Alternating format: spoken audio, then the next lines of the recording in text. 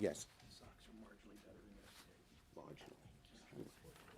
I gotta have fun in this job. I gotta take fun where I can get it. Okay, thank you for everyone here. Good.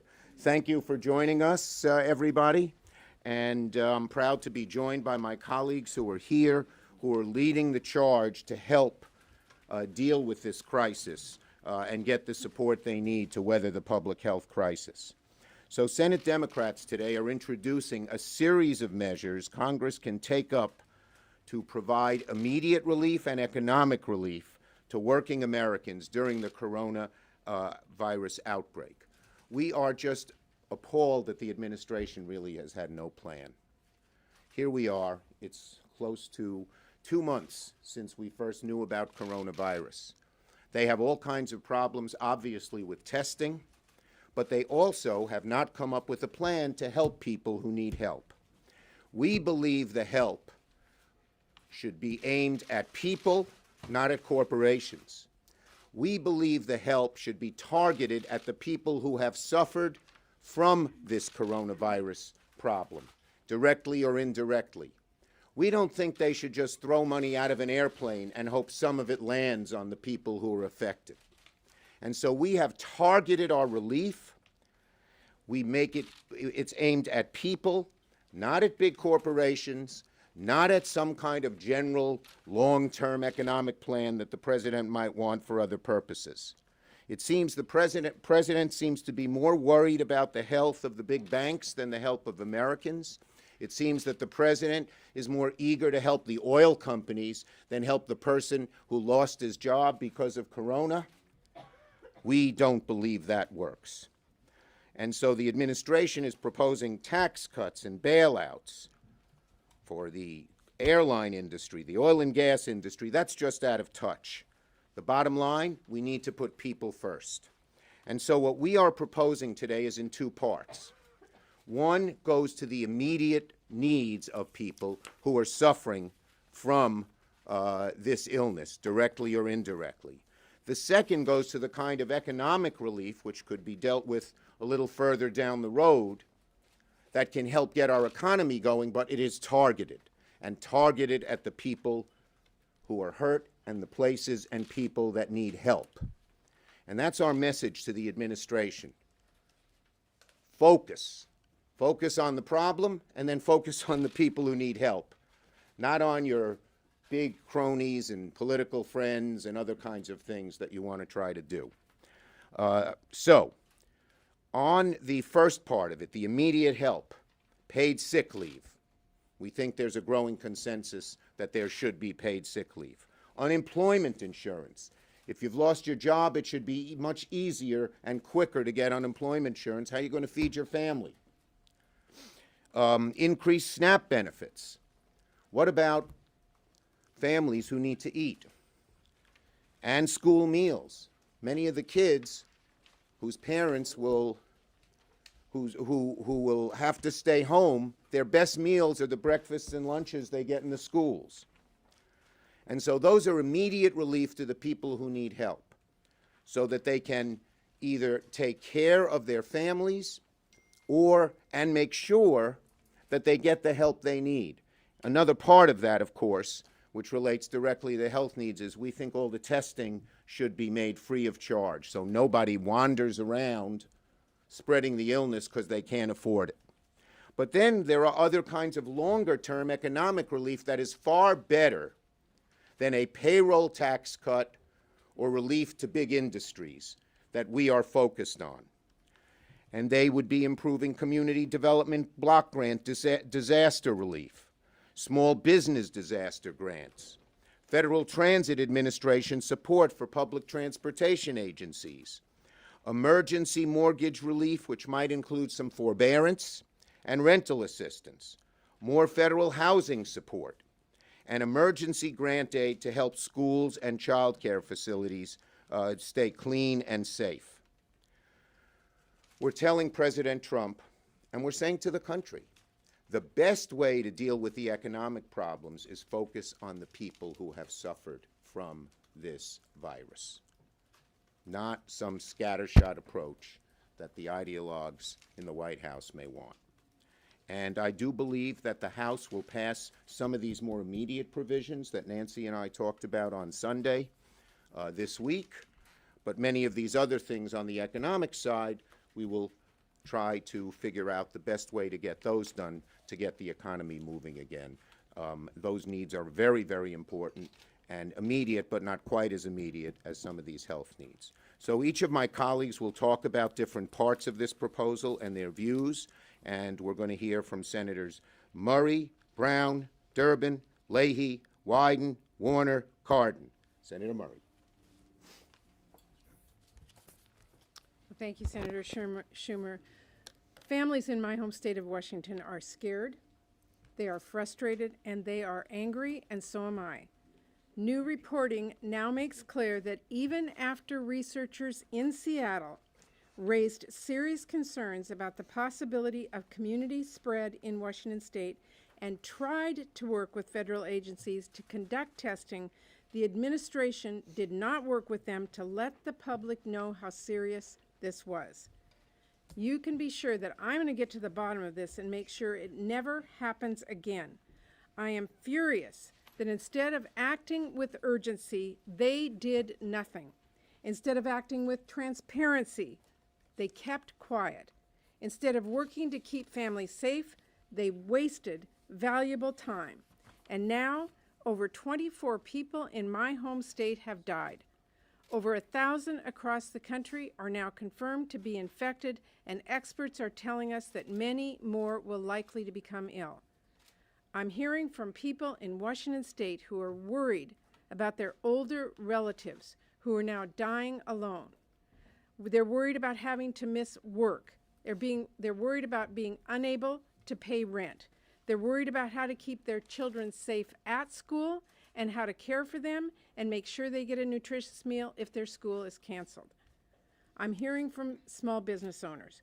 They're worried no one is coming through their door, and they're unsure how to support their workers going forward. I'm hearing from communities who are worried about how they protect people who are experiencing homelessness. I have seen a lot in my years as a U.S. Senator, but I am not exaggerating when I say that this is one of the most trying times I've seen my state experience. So I'm absolutely going to be holding this administration accountable for missing so many opportunities to get ahead of this, but I'm also going to be doing everything in my power to make sure we do not miss significant opportunities we still have to slow this down and manage it as best as we can. And that means doing everything we can to focus on the workers and families on the front lines of this crisis and how to slow the spread of this virus in areas where there are already outbreaks so we can buy time needed to prepare in areas where the situation isn't so dire. Right now, experts are telling people stay home if you're sick. But for too many people, staying home from work means losing a paycheck or losing their job, and that has to change, and it has to change fast. That's why I've introduced legislation that would require employers to provide employees 14 days of paid sick leave available immediately in the event of a public health emergency like this outbreak. I am disappointed that Republicans just blocked this legislation on the floor, but I am not going to stop pushing to them to join us to get this to the president's desk. We're also working with them on other steps. To start, we've got to make sure that everyone can get quality, affordable health care so that cost is not a barrier to anyone seeking medical advice or for any healthcare professional who needs to seek treatment or testing. We need to make sure our schools have plans for everyone that will be impacted by the difficult decisions they may have to make, and many are now making in my state. And we have to make sure that those plans address food insecurity and make sure students who rely on their school for their only nutritious meal are not overlooked. We also have to make sure we are supporting communities in addressing the needs of people experiencing homelessness. And we have to reckon with the economic impact this crisis will have in our communities. which is why Democrats are putting forward this economic package to start addressing this crisis that focuses on small businesses and workers, and we need to make sure that no one loses a paycheck as a result of this crisis, that no one struggles to make rent or keep the heat on or afford groceries. And we need to make sure that none of our children miss out on a nutritious meal, that no small business has to shutter its doors waiting for this crisis to end, and no community struggles to care for the homeless. This is a frightening time. There are a lot of unknowns, but we do know the steps we are outlining would help to save lives, slow the spread of this virus, and reduce its impact on our communities. So we as Democrats are going to keep pushing for action now to support our families and our communities and slow the spread of this virus. And we will continue working to address new challenges in the months ahead. And we will not forget to look back and find out why this crisis was not addressed thoughtfully, smartly, and with plans, and what we needed when it began. Thank you, Senator Murray. Senator Brown. Thank you. The president had chance after chance to get ahead of this, and he failed. I'm angry on behalf of millions of Ohioans and Americans who are scared right now. One of the most important things we can do is to stop the spread is pass paid sick leave today. We need to get help to the people who need it now. Parents whose kids' schools are closed, people who aren't getting paid, have trouble making rent, have trouble making their mortgage payment. No one should be evicted or foreclosed upon during this crisis. Paid sick days are one of the most important ways we can do that. Think about the restaurant workers, the people who prepare our food. Think about what you do if your child's school closes down for a week. For so many people, taking a sick day means going without pay, and even in some cases, potentially losing your job. It hurts everyone, even if you're lucky enough to have paid time off. Everybody's at risk when more people are out and about when they're sick. Our office, as the offices of all of us, our office has been getting calls from dozens of people saying, what can I do? What if I come down with something? What if I have to choose between my $12 an hour job with no real benefits, going to work sick, or losing that $100 for the day? How am I going to pay my $700 a month rent? It's unacceptable that millions of people are faced with those impossible choices. Promises aren't enough. We need to pass this paid sick leave legislation, sick days legislation now. People need to be able to stay in their homes during this crisis. Our plan gets help directly to people struggling to pay rent, to pay mortgages, so they're not foreclosed on in these difficult, awful times. It's a dignity of work issue. It's a public safety issue. Thank you, Senator Brown. Senators Durbin and Stabenow were part of this but couldn't be here for other obligations. And now we have Senator Leahy. Thank you, Mr. Leader. We do have a serious crisis, and I'm afraid that the White House believes in using rhetoric and not facing reality. What we're doing is trying to substitute reality for their rhetoric. The American people are looking for leadership. I believe it's up to us to provide that leadership. And what we're doing is looking at people. Those are the ones, not the corporations, it's the people we respond to and hear from in our states. As has been said, paid sick days so people can stay home to protect their health and the health of others. That's critical. It's critical they be able to stay home, but it's critical that they're not fearing that they're going to lose their apartment or their house or their ability of their children to go to school. Small businesses and communities, we're trying to help them in Vermont, and I applaud our governor who's doing that. Safety net, those who can't pay their rent or afford their mortgages. But also the American people ought to know they're getting more than rhetoric. They're facing reality. It does not help at all when the president comes in wearing a campaign hat at a meeting of the CDC, says that he understands it's probably better than the doctors do, and besides, he wrote a perfect letter to Ukraine. Come on. That just frightens people. That's why I talk about the rhetoric. Democrats and Republicans came together, and I'll give you an example that we can do it. The White House proposed a fig leaf appropriations of a couple $2 billion, taking a lot of it out of Ebola and out of low-income heating. Republicans and Democrats came together, and we put together the $8.3 billion supplemental. In both the House and the Senate, I think there was only 2 or 3 votes against it by Republicans for whatever reason, but virtually every Republican and every Democrat voted for it. And the president said, oh, great idea. I want to thank the Republicans who sent me this. Well, we didn't do it as a partisan thing. We worked together because we wanted to make sure our health agencies had the money to address it. I hope we can do this on the same bipartisan, bicameral way we did for the emergency supplemental. I mentioned that because that gave an example. The White House should have applauded that, should have got on board and said, we'll work with you. Because the virus doesn't say, are you a Republican or a Democrat? Are you from a red or a blue state? The virus is affecting the United States of America, is affecting all Americans. And we ought to be standing up, put the rhetoric aside, face reality, stand up for America. Thank you. Thank you, Senator I Wade. think- Senator Wyden.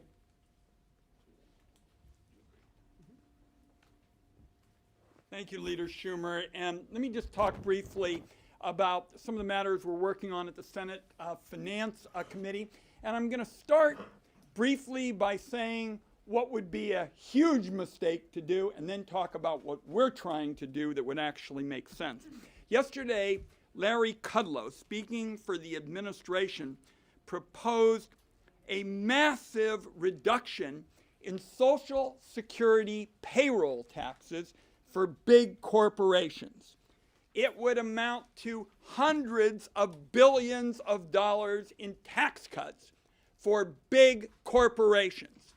So what you're talking about is in the middle of this huge health challenge, what I think many Americans see as a pandemic. What they want to do is hit Social Security like a wrecking ball with a massive tax cut for the country's biggest corporations, and we are going to oppose this with everything we have. I'll just tell you, with respect to the Senate Finance Committee and our Democrats, this will not happen. Period. Full stop. Now, with What you really mean. yeah.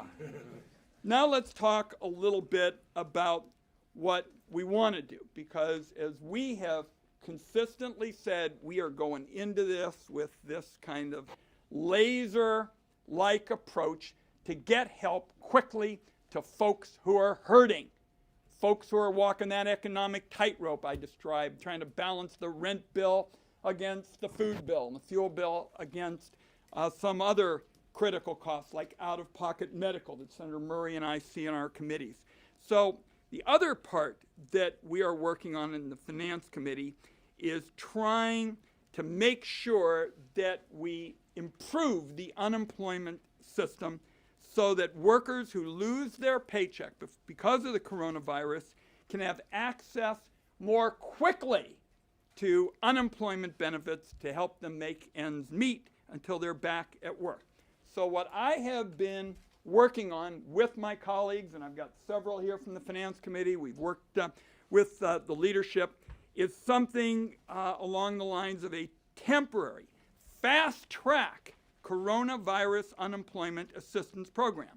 We're trying to pick up on some of the principles of disaster unemployment insurance. I would note that the finance staff tried to look into the history.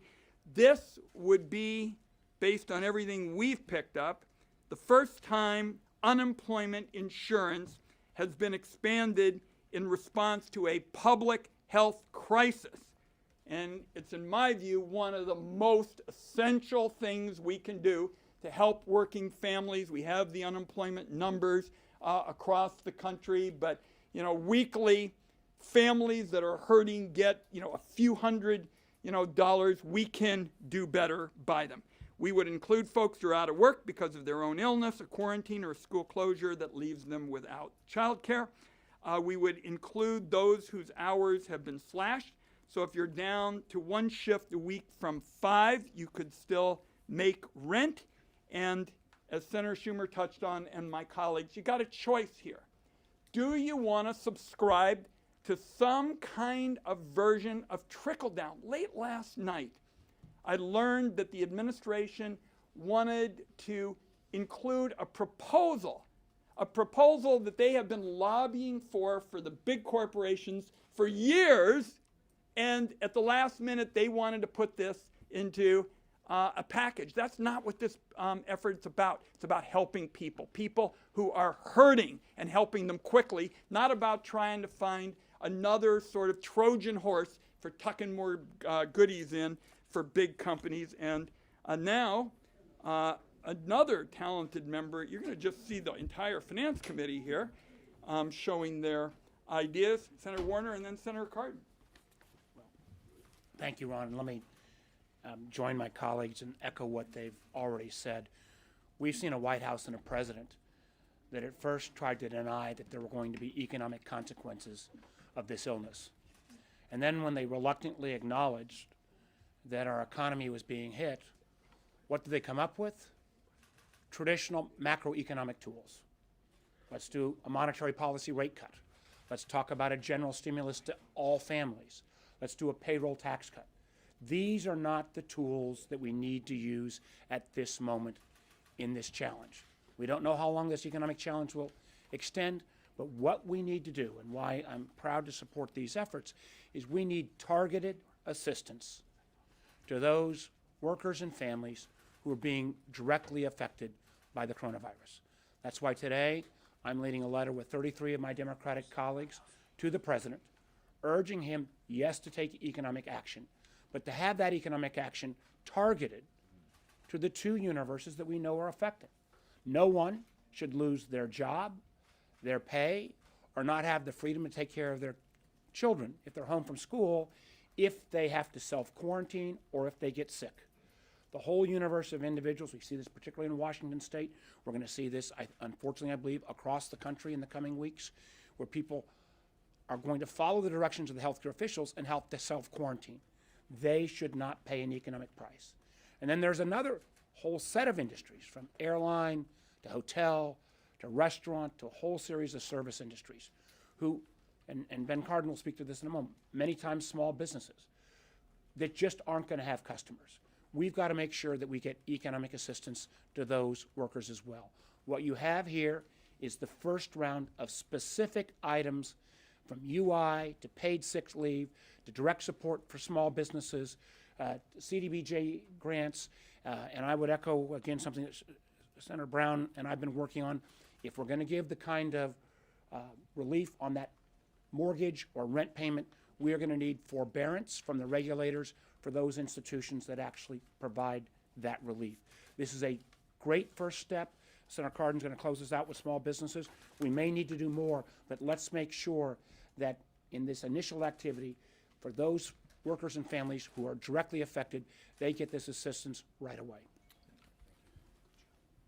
Let me first thank Senator Schumer for establishing the right priorities for us dealing with the coronavirus. Our first priority is to deal with the medical challenges, and that's clearly where we have placed our priority. But when we deal with the economic impact of the coronavirus, let me talk a moment about small businesses and what's happening with small businesses. In my state of Maryland, the announcements have been made about our colleges are going to close for a longer period of time.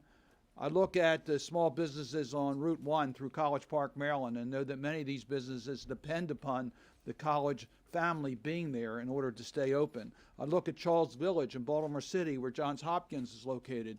They're closing their dorms in regards to the next several weeks. That's going to affect the viability of those small businesses. I think about what's happening in the tourism industry in my state and around the nation, about conventions that are being canceled. All that's going to affect a lot of small businesses that depend upon that business and cannot survive without having that type of economic activity. I was pleased to see that we were able to get into the first supplemental appropriation, emergency supplemental appropriation bill, the qualifications that small businesses will qualify for disaster relief direct loans by the Small Business Administration. That's good news, and we provided some resources for the SBA to handle that. Well, here's the challenge. Small businesses do not have the information on what qualifies for that disaster relief. We've got to get that information out there. So one of our proposals will be to provide the resources to the resource partners, so the women business centers, the SBDC, small business development centers, so that they can get information out to how you can qualify for these disaster relief direct loans. We also want to help in regards to the capital that these businesses need, the cash flow that they need in order to stay in business. We're going to have to change the rules in regards to the major programs under SBA on their loan program, the 7A program, the 504, the Community Advantage programs, make them more accessible and less costly, waiving the fees so that businesses can get these loans that can qualify. And then lastly, if your bottom line has been dramatically changed, you're not going to qualify for a loan because you don't have the resources to repay those loans.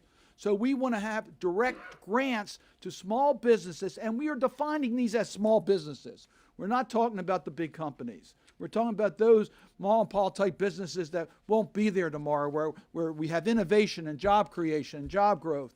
We want them to be able to qualify for direct grants from the SBA so they can remain in business, continue to provide the innovation and job growth and economic activity to our nation. That's the type of programs that we're going to be recommending, and I look forward to working with all my colleagues to see that we can take these issues up as quickly as possible. Thank you, Ben. Just one more point, and then we'll take questions. Many of these ideas, we consulted the state and local officials who are going through this problem and what they needed. And lots of what we proposed comes exactly from them. So this is not just something we've thought we've thought up on our own. We've talked to them, and that makes a big difference. And again, if I had to pick one word that picks what we want to do, it's targeted. Targeted.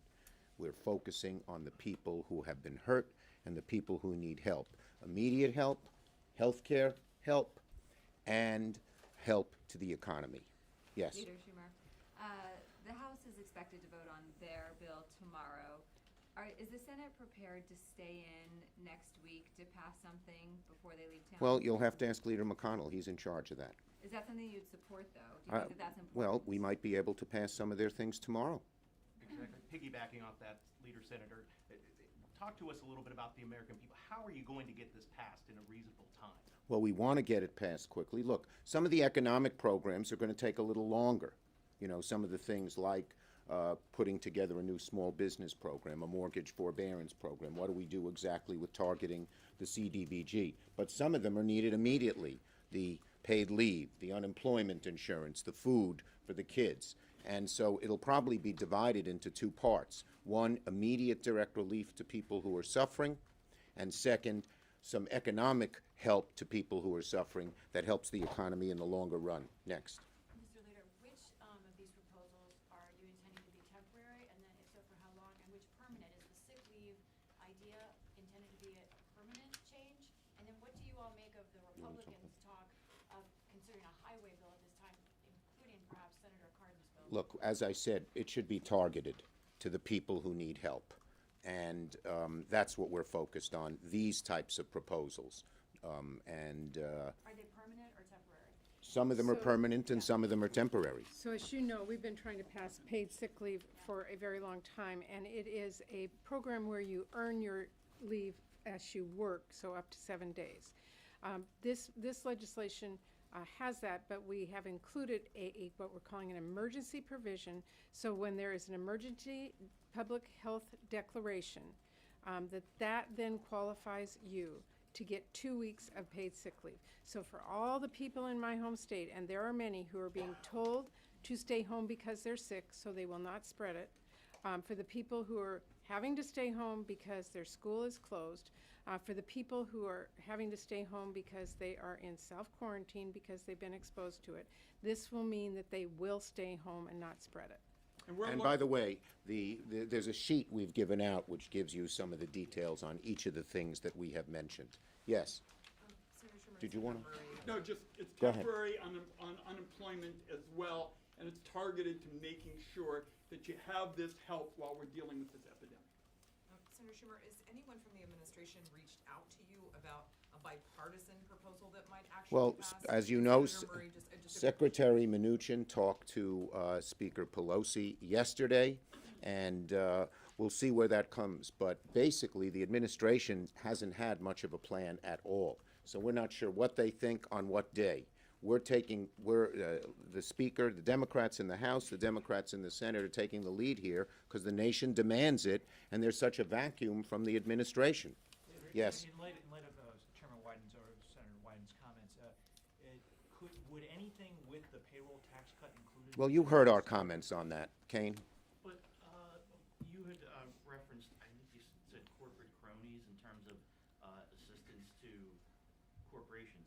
Are you opposed to any type of assistance that would go toward the corporate side? We're looking, I mean, we'd be skeptical when the administration proposes it. This idea of helping shale oil, which the Washington Post wrote about yesterday, is absurd. What we want to see is, even if it goes to corporations, that it goes to the workers.